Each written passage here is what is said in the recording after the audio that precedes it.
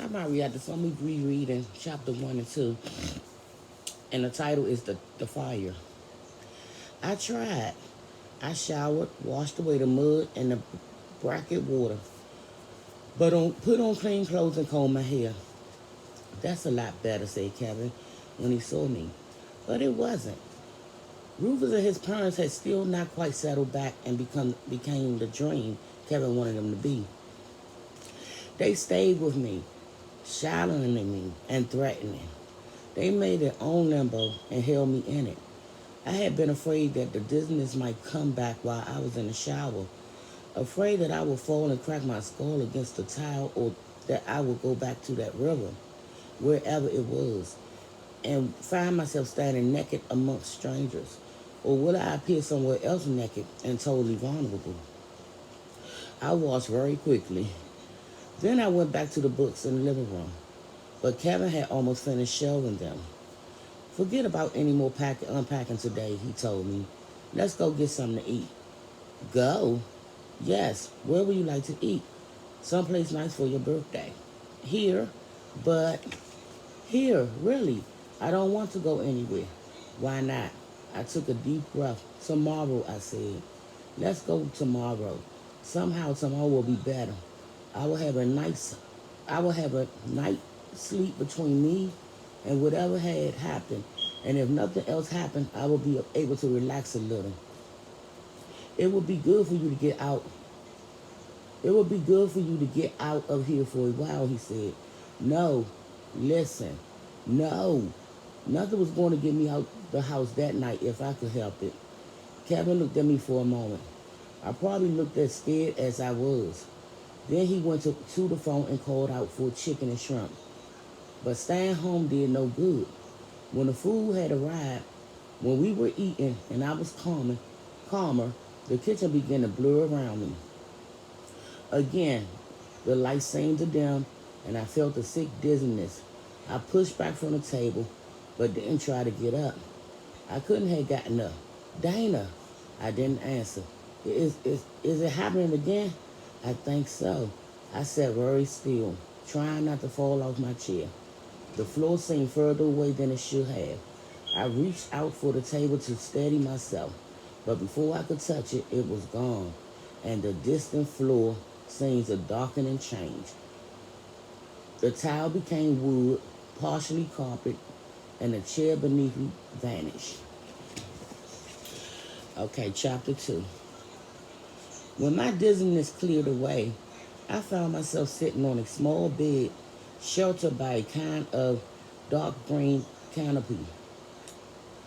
Beside me was a little wooden stand containing a battered old pocket knife, several marbles, and a lighted candle in a metal holder. Before me was a red-haired boy, Rufus. The boy had his back to me and hadn't noticed me yet. He held a stick. He held a stick of wood in one hand, and the end of the stick was charred and smoking. Its fire had apparently been transferred to the draperies at the window. Now the boy stood watching as the flames ate their way up the heavy cloth. For a moment I watched too. Then I woke up, pushed the boy aside, caught the unburned upper part of the drapery, and pulled them down. As they fell, they smothered some of the flames within themselves, and they exposed a half-open window. I picked them up quickly and threw them out the window. The boy looked at me, then ran to the window and looked out. I looked out too, hoping I hadn't thrown the burning cloth onto a porch roof or too near a wall. There was a fireplace in the room. I saw it now. Too late. I could have safely thrown the draperies into it and let them burn. It was dark outside. The sun had not set at home when I was snatched away, but here it was dark. I could see the draperies a story below, burning, lighting the night only enough for us to see that they were on the ground and some distance from the nearest wall. My hasty act had done no harm. I could go home knowing that I had averted trouble for the second time. I waited to go home. My first trip had ended as soon as the boy was safe. Had ended just in time to keep me safe. Now, though as I waited, I realized that I wasn't going to be that lucky again. I didn't feel dizzy. The room remained unblurred, undeniable real. I looked around, not knowing what to do. The fear that had followed me from home flared now. What would happen to me if I didn't go back home? This time, what if I was stranded here, wherever here was? I had no money, no idea how to get home. I stared out into the darkness, fighting to calm myself. It was not calming, though, that there was no city lights out there, no lights at all, but still. I was in no immediate danger, and wherever I was, there was a child with me, and a child might answer my questions more readily than an adult. I looked at him. He looked back, curious and unafraid. He was not Rufus. I could see that now. He had the same red hair and slight build, but he was taller, clearly 3 or 4 years older, old enough. I thought to know better than to play with fire. Old enough to know better than to play with fire. If he hadn't set those fires, if he hadn't set fire to his draperies, I might still be at home.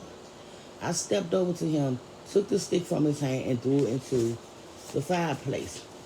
Someone should use one like this on you, I said, before you burn the house down. I regretted the words the moment they were out. I needed this boy help, but still, who knew what trouble he had got me into? The boy stumbled back from me, alarmed. You laid a hand on me, and I'll tell my daddy. His accent was unmistakably southern, and before I could shut out the thought, I began wondering whether I might be somewhere in the south, somewhere 2 or 3 thousand miles from home. If I was in the south, the 2 or 3 hour time difference would explain the darkness outside. But wherever I was, the last thing I wanted to do was meet this boy's father. The man could have had me in jail for breaking into his house, or he could shoot me for breaking in. There was something specific for me to worry about. No doubt the boy could tell me about other things, as he would. If I was going to be stranded here, I had to find out all I could while I could. As dangerous as if, as dangerous as it could be for me to stay where I was, in the house of a man who might shoot me, it seemed more dangerous for me to go wandering into the night totally ignorant. The boy and I will keep our voices down, and he will talk. Don't you worry about your father, I told him softly. You'll have plenty to say to him when he sees those burning drapes. The boy seemed to deflate. His shoulders sagged, and he turned to stare into the fireplace. Who are you anyway, he asked. What are you doing here? So he didn't know either. Not that I had really expected him to, but he did seem surprisingly at ease with me, much calmer than I would have been at his age about a sudden appearance of a stranger in my bedroom. I wouldn't even have still been in the bedroom.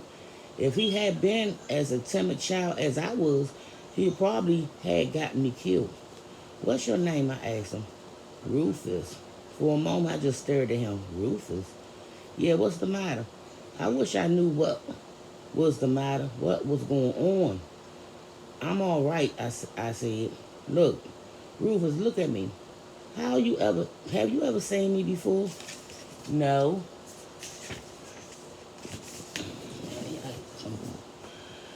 That was the right answer, the reasonable answer. I tried to make myself accept it in spite of his name, his too familiar face.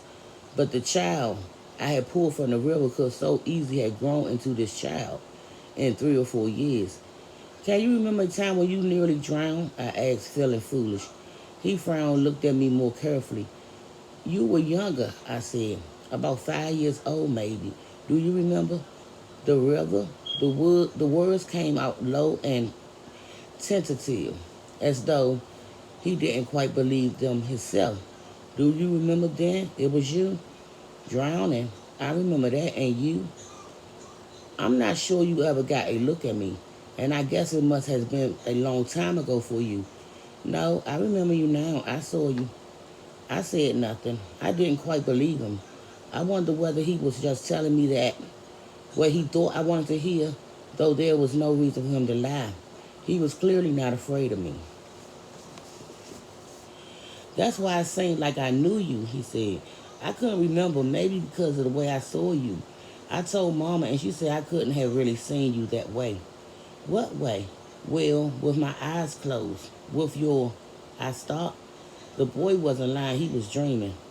It's true, he insisted loudly. Then he caught himself, whispered. That's the way I saw you just as I stepped in the hole. Hole? In the river. I was walking in the water, and there was a hole. I fell, and then I couldn't find the bottom anymore. I saw you inside a room. I could see part of the room, and there were books all around, more than in Daddy's library. You were wearing pants like a man, like the way you are now. I thought you were a man. Thanks a lot. But this time you just look like a woman wearing pants. I signed. All right, never mind that. As long as you recognize me as the one who pulled you out the river. Did you? I thought you must have been. I thought you must have been the one. I stopped, confused. I thought you remembered. I remember seeing you. It was like I stopped drowning for a while and saw you, and then started drowning again. After that, Mama was there and Daddy. And Daddy's gun, I have said bitterly. Your father almost shot me. He thought you were a man too, and that you were trying to hurt Mama and me. Mama said she was telling him not to shoot you, and then you were gone. Yes, I had probably vanished before the woman's eyes. What had she thought of that? I asked her where you went, said Rufus, and she got mad and said she didn't know. I asked her again later, and she hit me, and she never hits me. I waited, expecting him to ask me the same question, but he said no. He said no more. Only his eyes questioned. I hunted through my own thoughts for a while to answer him. Where do you think I went, Rufus? He said, he sighed and said disappointedly, you're not going to tell me either. Yes, I am, as best as I can. But answer me first. Tell me where you think I went. He seemed to have to decide whether or... He seemed to have to decide whether to do that or not. Back to the room, he said finally. The room with the books. Is that a guess, or did you see me again? I didn't see you, am I right? Did you go back there? Yes, back home to scare my husband almost as much as I must have scared your parents. But how did you get there? How did you get here? Like that, I snapped my fingers. That's no answer. It's the only answer I got. I was at home, then suddenly I was here helping you. I don't know how it happens, how I move that way, or when it's going to happen. I can't control it. Who can? I don't know. No one. I didn't want him to get the idea that he could control it, especially if it turned out that he really could. But what is it like? What did Mama see that she won't tell me about? Probably the same thing my husband saw. He said, when I came to you, I vanished, just disappeared, and then reappeared later.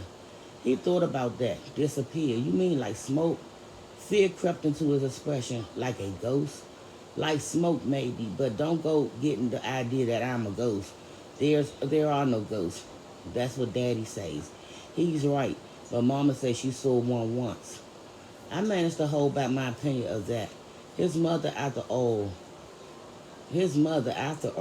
Besides, I was probably her ghost. She had to find some explanation for my vanishing. I wonder how her more realistic husband had explained it, but that wasn't important. What I cared about now was keeping the boy calm. You need help? I told him. I came to help you twice. Does that make me someone to be afraid of?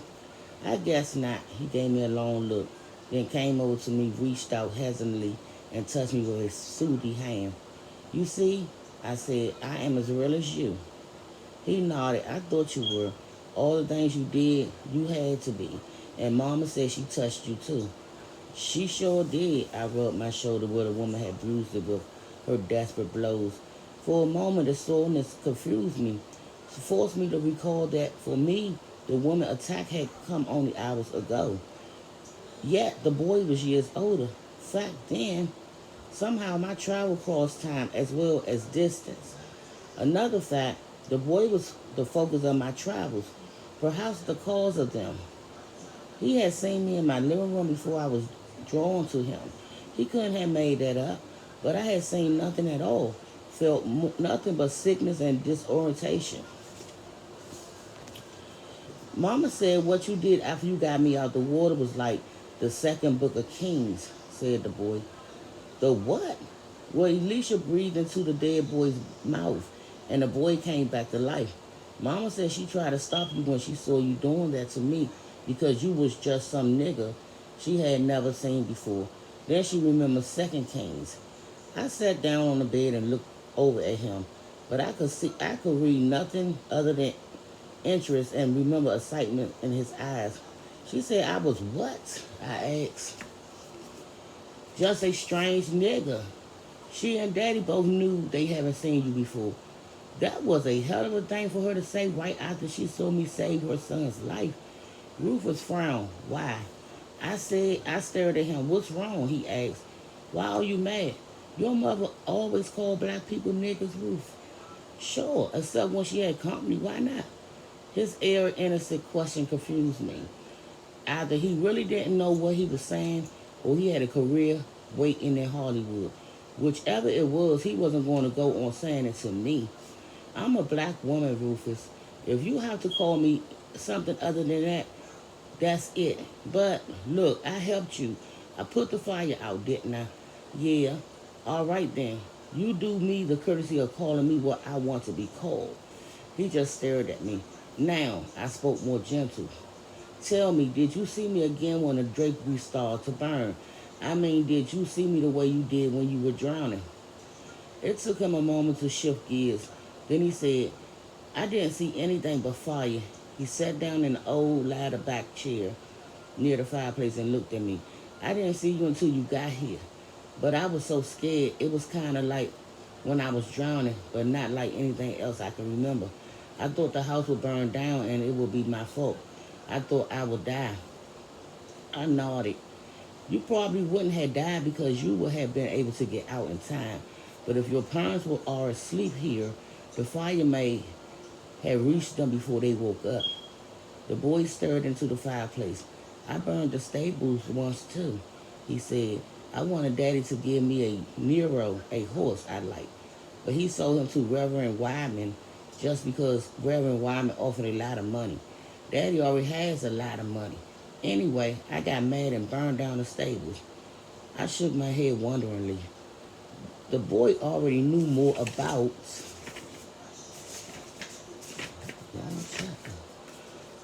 revenge than I did. What kind of man was he going to grow up into? Why did you set the fire, I asked. To get even with your father for something else? For hitting me, see? He turned and pulled up his shirt so that I could see the crisscross of long red whelps, and I could see old marks, ugly scars of at least one much more worse beatings. For God's sakes, he said I took money from his desk, and I said I didn't. Rufus shrugged. He said I was calling him a liar, and he hit me several times. All I took was $1. He put his shirt down and faced me.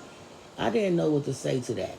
The boy would be lucky to stay out of prison when he grew up. If he grew up, he went on. I started thinking that if I burned the house, he would lose all his money.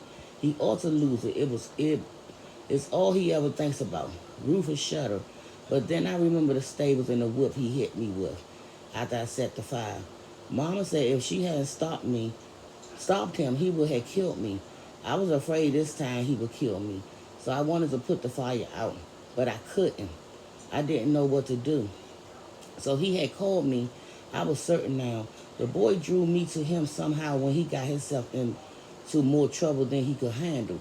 How he did it, I didn't know. He apparently didn't even know he was doing it. If he had been able to call me voluntarily, I might have found myself standing between father and son during one of the Rufus beatings. What would happen then? I couldn't imagine. One meeting with Rufus' father had been enough for me. Not that the boy sound like that much of a bargain either, but Did you say he used to whip on you, Rufus? Yeah, the kind of whips he... yeah, the kind he whips niggas and horses with. That stopped me for a moment. The kind he whips who? He looked at me wearily. I wasn't talking about you. I brushed that aside. Say blacks anyway. But your father whips black people when they need it. My mom said it was cruel and disgraceful for him to hit me like that no matter what I did. She took me to Baltimore City to Aunt May's house after that. But he came and got me and brought me home. After a while, she came home too. For a moment, I forgot about the whips of the niggas. Baltimore City, Baltimore, Maryland. Are we far from Baltimore, Rufus? Across the bay. But we're still in Maryland, aren't we? I had relatives in Maryland, people who would help me if I needed them, and if I could reach them. I was beginning to wonder, though, whether I would be able to reach anyone I knew. I had a new, slowly growing fear. Sure, we're in Maryland, said Rufus. How could you not know that? What's the date? I don't know. The year. Just tell me the year. He glanced around the room towards the door, then quickly back at me. I realized I was making him nervous with my ignorance and my sudden intensity. I forced myself to speak calmly. Come on, Ruth. You know what year it is, don't you? It's 1815. When? 1815. I sat still, breathed deeply, calming myself, believing him. I did believe him. I wasn't even as surprised as I should have been. I had already accepted the fact that I moved through time. Now I knew I was further from home than I thought. And now I knew why Rufus' father used his whip on niggas as well as horses. I looked up and saw that the boy had left the chair and came closer to me. What's the matter with you? He demanded. You keep acting sick. It's nothing, Rufus. I'm all right. No, I was sick. What was I going to do? Why hadn't I gone home? This could turn out to be such a deadly place for me if I had to stay in it much longer. Is this a plantation? I asked. The Wellman's plantation. My daddy is Tom Welling. Welling? The name triggered a memory. Something I haven't thought of for years. Rufus, do you spell your name, your last name, Weylim? Yeah, I think that's right. I frowned at him impatiently. A boy his age should certainly be sure of the spelling of his own name, even a name like this with an unusual spelling. It's right, he said quickly. So I'm going to stop there now. We're still on chapter 2. Because it's a really long, let me see. It's really long, y'all. So I'm going to stop it. So I'm going to stop it right here where I say I shook my head wonderingly. The boy already knew more about revenge than I did. Okay? So I'm going to stop it right here. And I'll be back because it's pretty long. These chapters are longer. And I ain't going to have to, I can't do 2 or 3 chapters at once. I can only do, we'll see, but I'll be back. I don't want to spend all my space up, y'all. So I'm going to start back off at the last sentence, but we still on chapter 2. I'll be back.